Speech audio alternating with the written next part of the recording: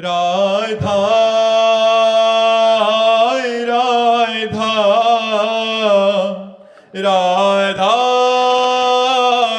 राधा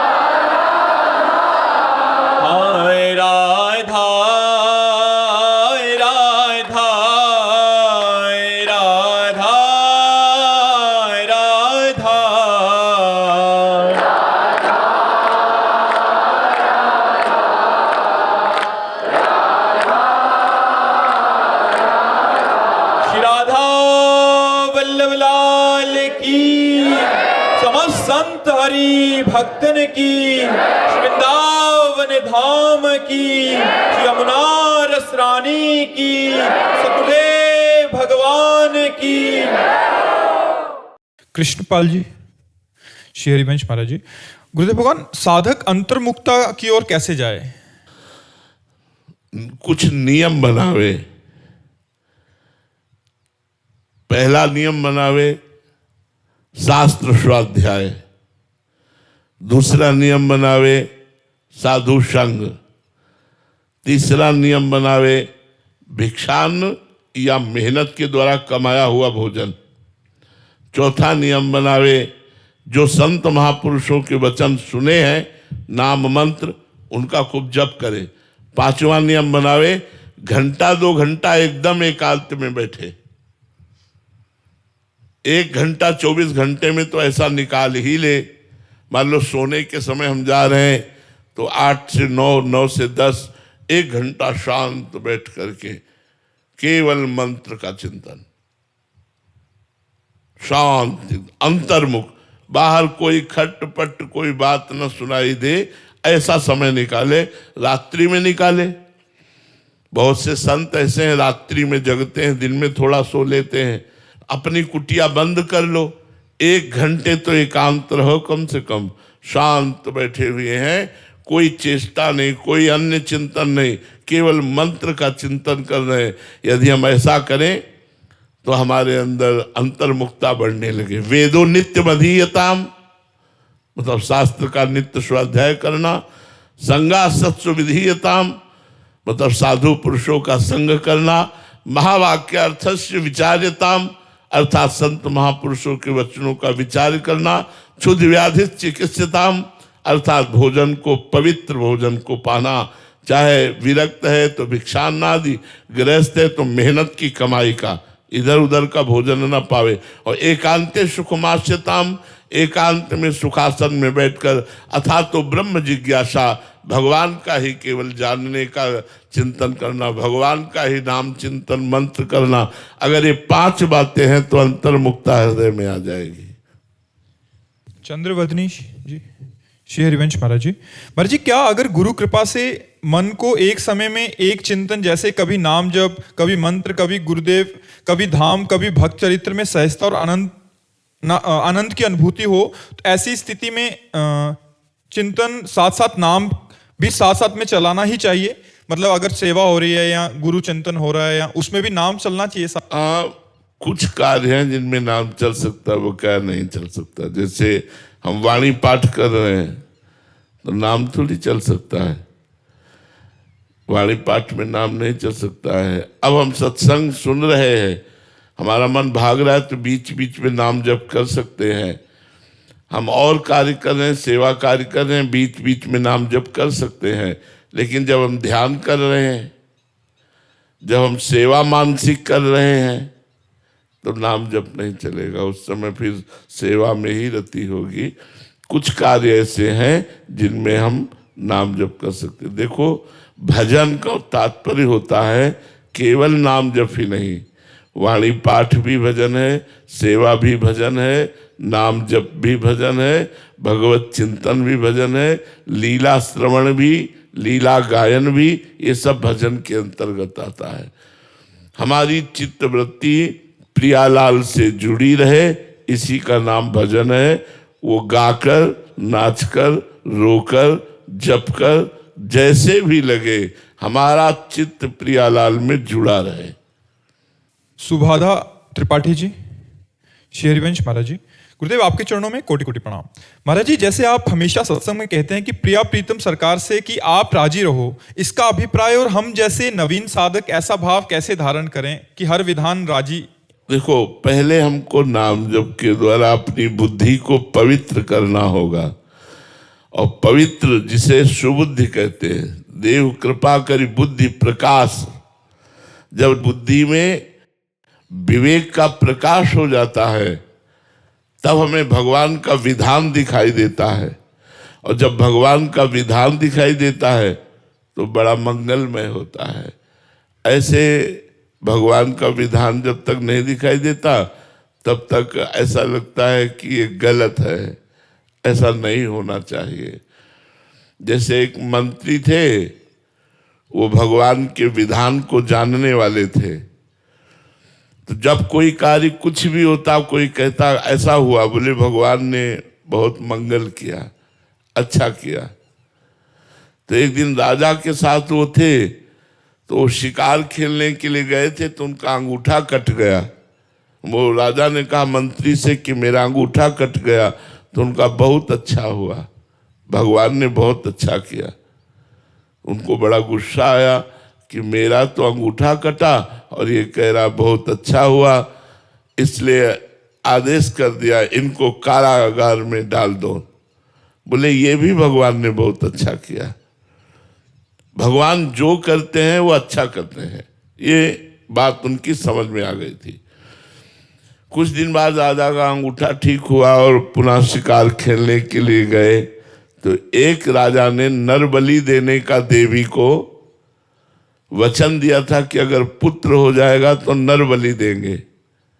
तो नर बलि के लिए खोज हो रही थी, तो राजा को बंदी बना लिया गया कि राजा से बढ़िया नर बलि क्या होगी। अब राजा को जब वहां ले जाया गया, स्नान आदि कराया गया, तो नर बलि दी जाती संपूर्ण अंग वालों की, और उसके अंगूठा कटा था। बोले नर बलि के लायक तो नहीं, इनको छोड़ दो। जब छोड़ दिया तो उनको याद आई मंत्री की बात कि भगवान ने जो किया वो बहुत अच्छा किया, ऐसा मंत्री ने कहा। तो वास्तविक अगर आज अंगूठा ना कटा होता तो हमारा गला कट जाता। गए राज्यसभा में और मंत्री को बुलाया और कहा कि तुम्हारी ये बात तो मुझे बहुत अच्छी लगी, अब पहले तो नहीं लगी थी कि भगवान ने जो किया अच्छा किया। मेरा अंगूठा कटा था, अगर अंगूठा ना कटा होता तो आज गला कट जाता, लेकिन तुम जेल में सड़ रहे हो, ये भगवान ने क्या अच्छा किया। मंत्री पद में और जेल में कितना बड़ा अंतर है। तो उनका महाराज सैनिक भले पीछे रह जाते, लेकिन मैं आपके पीछे जरूर होता, क्योंकि मैं आपका राजमंत्री हूं और आप बंदी बनाए गए थे तो मैं भी बंदी बनाया जाता। आप तो अंगूठा कटने में बच जाते, लेकिन मेरा गला जरूर कट दिया, इसलिए मुझे जेल में भगवान ने रखा। भगवान की बड़ी कृपा। नहीं, आपका गला तो कटने से बच जाता क्योंकि अंगूठा कटा था, मेरा गला कट जाता। तो भगवान मंगल भवन है। जब हमारी बुद्धि में ये बात समझ में आ जाती है कि हर विधान भगवान का बड़ा मंगलमय होता है, तो फिर हमें कोई क्षोभ, कोई शोक, कोई शिकवा शिकायत नहीं रह जाती। हम राजी उसी में हैं जिसमें तेरी रजा है। पर ये तभी हो सकता है जब अपनापन भगवान से हो जाता है, सर्वस्व आत्मसमर्पण भगवान में हो जाता है, बुद्धि में विवेक जागृत हो जाता है, तब ऐसी बात होती है। नहीं तो कहीं ना कहीं जब अपनापन बकाया रहता है तो ये प्रश्न हो जाता है कि भगवान हम आपका भजन करते हैं, आपकी शरण में है, फिर ऐसा क्यों? हम प्रश्न कर सकते हैं, लेकिन प्रश्न तभी होता है जब अपनापन बकाया रह जाता है। अगर अपनापन प्रभु को समर्पित हो जाता है तो प्रश्न ही नहीं रहता है। कपिल राम शर्मा जी, श्री हरिवंश महाराज जी, गुरुदेव भगवान कृपया मार्गदर्शन करें कि वो स्थिति क्या होती है जिसमें अपने गुरुदेव भगवान से शारीरिक दूरी का होना प्रभाव नहीं डालता और गुरु शिष्य को हमेशा उसके पास ही अनुभव होने लगते हैं। हाँ, जब हमारा चित्त, हमारा मन गुरुदेव के चरणों में अर्पित रहता है तो हमारा चिंतन चलता रहता है।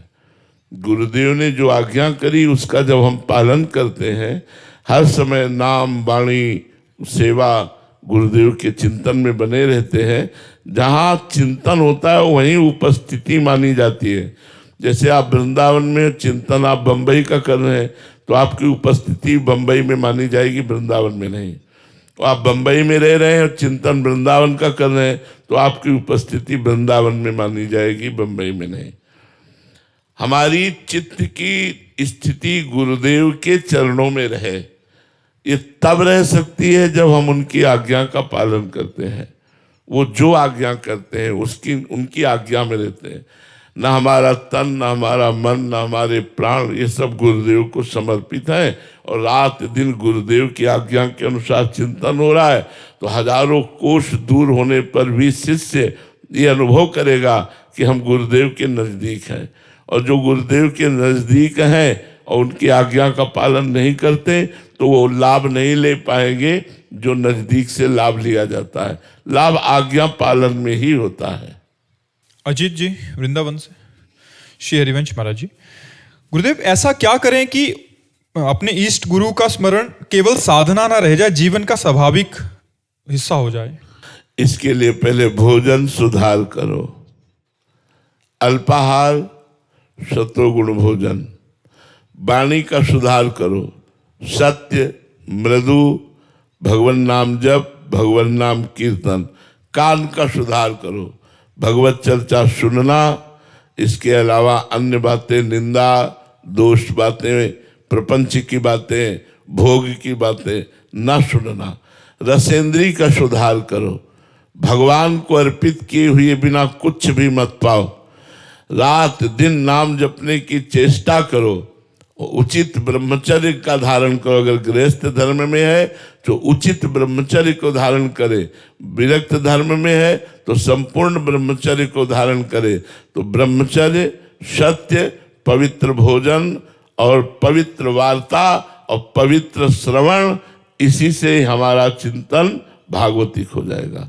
रात दिन भगवत चिंतन बढ़ता चला जाएगा और हमारी चिंतन वृत्ति में केवल इष्ट और गुरुदेव रह जाएंगे। बस जब इष्ट और गुरुदेव रह जाते हैं उसी को भागवती की स्थिति कहते हैं, उसी को जीवन मुक्त स्थिति कहते हैं, भागवती की स्थिति कहते हैं।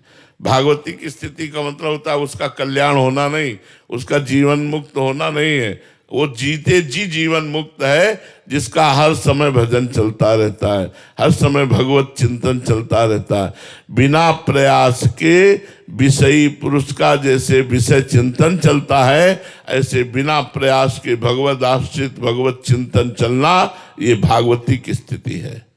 शिखा सिंह जी आगरा से, श्री हरिवंश महाराज जी, महाराज जी श्री जी के श्री चरणों में पूर्ण समर्पण का भाव जाग रहा है। ऐसी स्थिति में गुरुदेव भगवान के वचनों को जीवन शैली में उतारने का भी प्रयास है। इस शरीर से राग हट रहा है। ऐसी स्थिति में गुरुदेव भगवान और प्रिया प्रीतम कठिन परीक्षा क्यों लेते हैं? कहाँ परीक्षा है? हमें तो आज तक परीक्षा नहीं नजर आई। पूरा जीवन हो गया, हमें परीक्षा नजर नहीं आई। हाँ, हमारी कमियों को दूर किया गया है और हमें मजबूत बनाया गया है।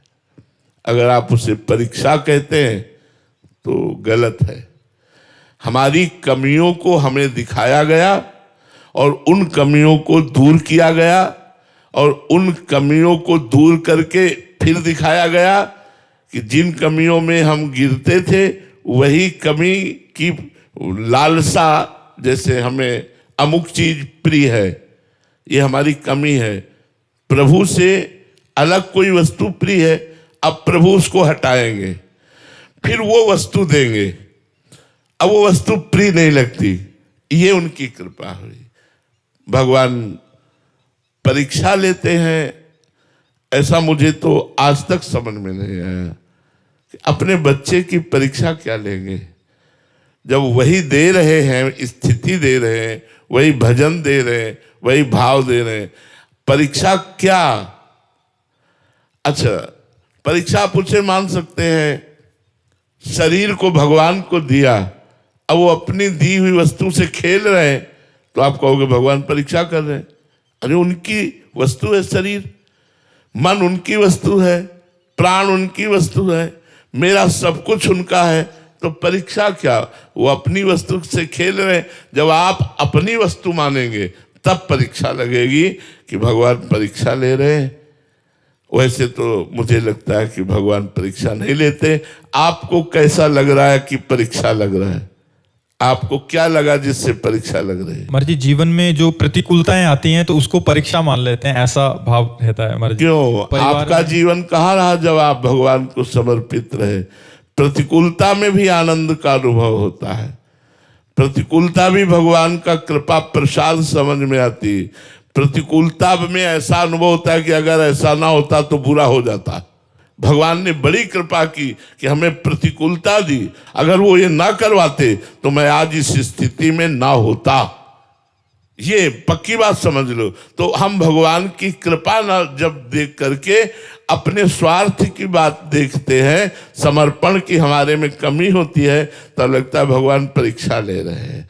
भगवान परीक्षा नहीं ले रहे, भगवान तो हमें पुष्ट कर रहे हैं। मंगल भवन है, ज्ञान समुद्र है, वो हमारी क्यों परीक्षा लेंगे? हम उनके बच्चे हैं, हमारी परीक्षा क्यों लेंगे? वो परीक्षा नहीं लेते, वे हमें पुष्ट करते हैं, वे हमारी स्थिति बढ़ाते हैं। जो असत है, जो नाशवान है, उससे हटाकर सत्य में लगाते हैं। ये उनकी अपार कृपा है, अहेतुकी कृपा है, ना कि परीक्षा है।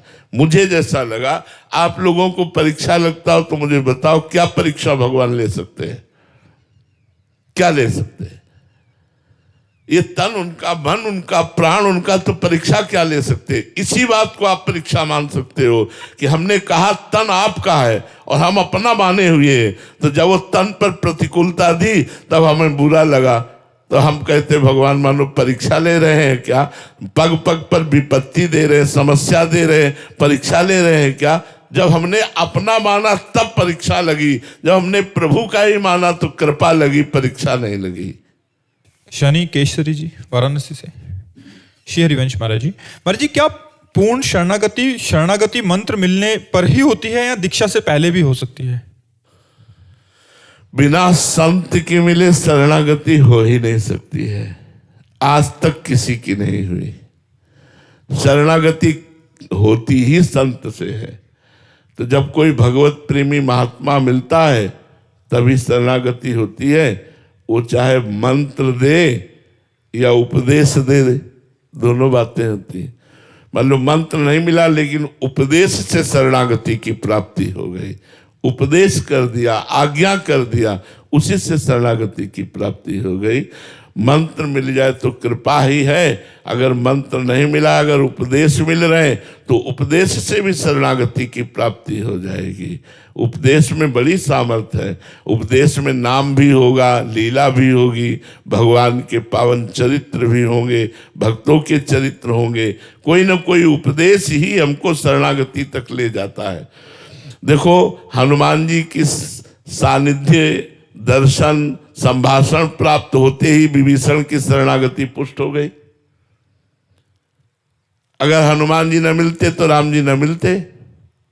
जब हनुमान जी मिले तो बोले अब मोहि भा भरोस हनुमंता, बिनु हरि कृपा मिले नहीं संता। और इसी के बाद तो विभीषण जी जाकर भगवान की शरण में होते। तो हनुमान जी की कृपा से विभीषण जी की शरणागति हुई।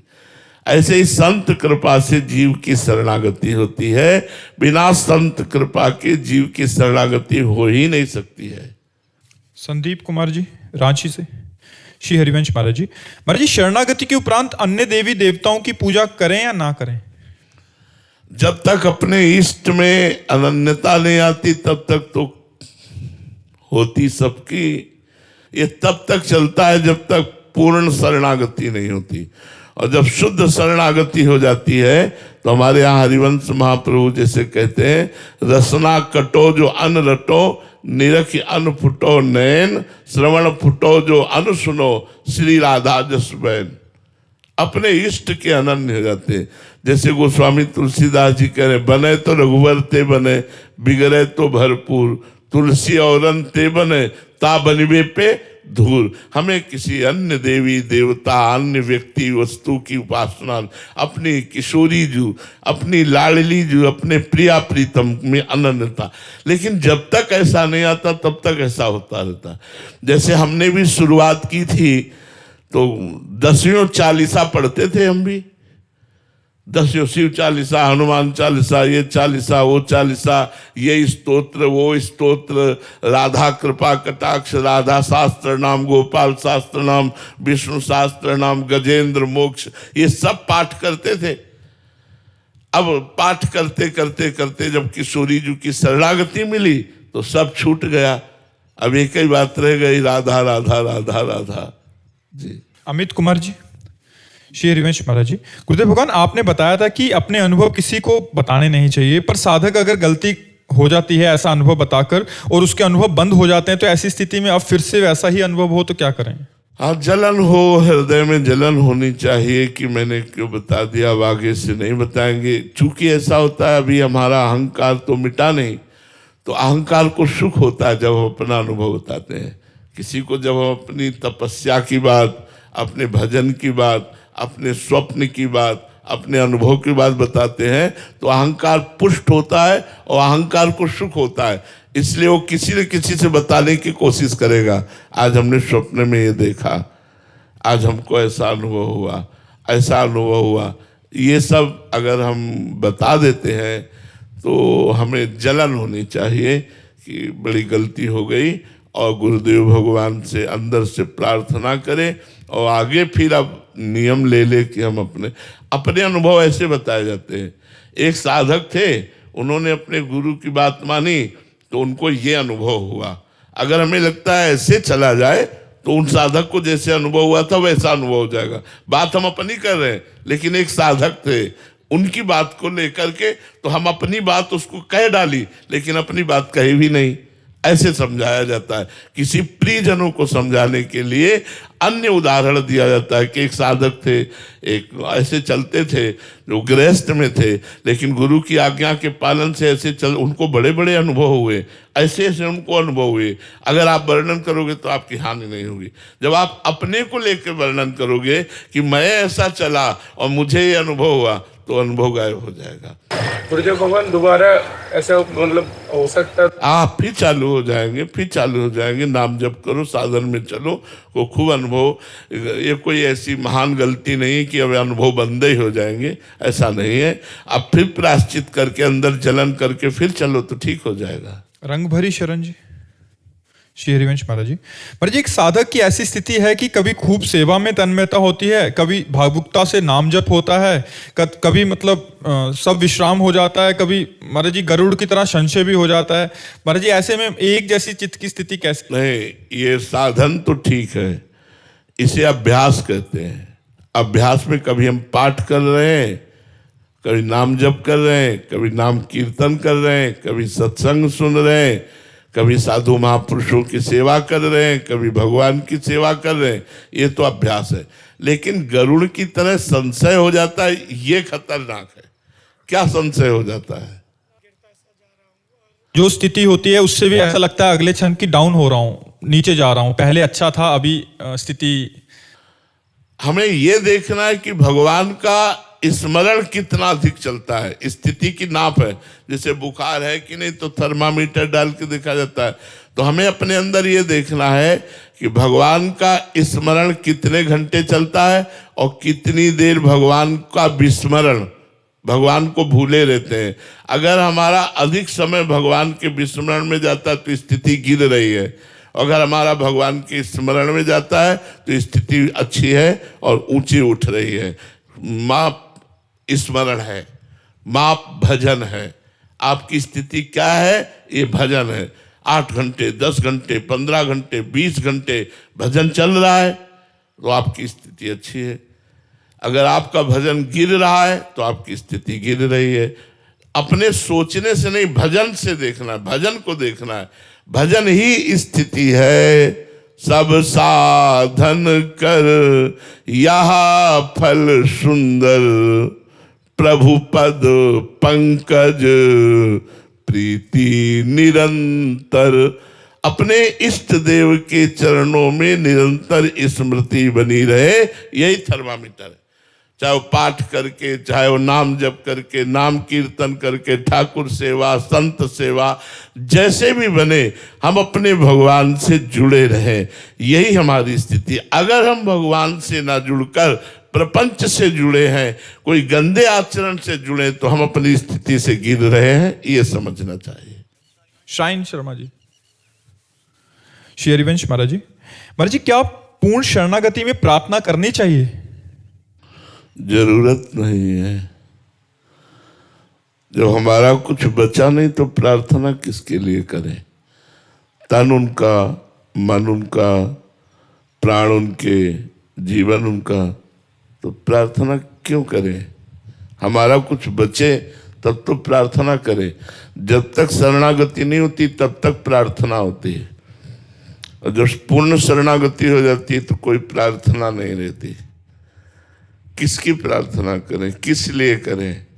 वो हर समय सुमिरन में मगन रहता है, एक अद्भुत आनंद उसके जीवन में रहता है। उसका जीवन कोई क्वेश्चन, कोई प्रॉब्लम, कोई प्रार्थना, ये सब उसके जीवन में नहीं। एक आनंद ही आनंद। बस एक सूत्र उसके दिमाग में चलता है, जोई जोई प्यारो करे सोई मोहि भावे। तो अब इसमें प्रार्थना क्या? जो प्यारे कर रहे हैं अच्छा लग रहा है। प्रार्थना तो अपनी अच्छाई के लिए, अपनी मांग पूर्ति के लिए होती है। तो जब अपना कुछ बचा नहीं तो प्रार्थना क्या?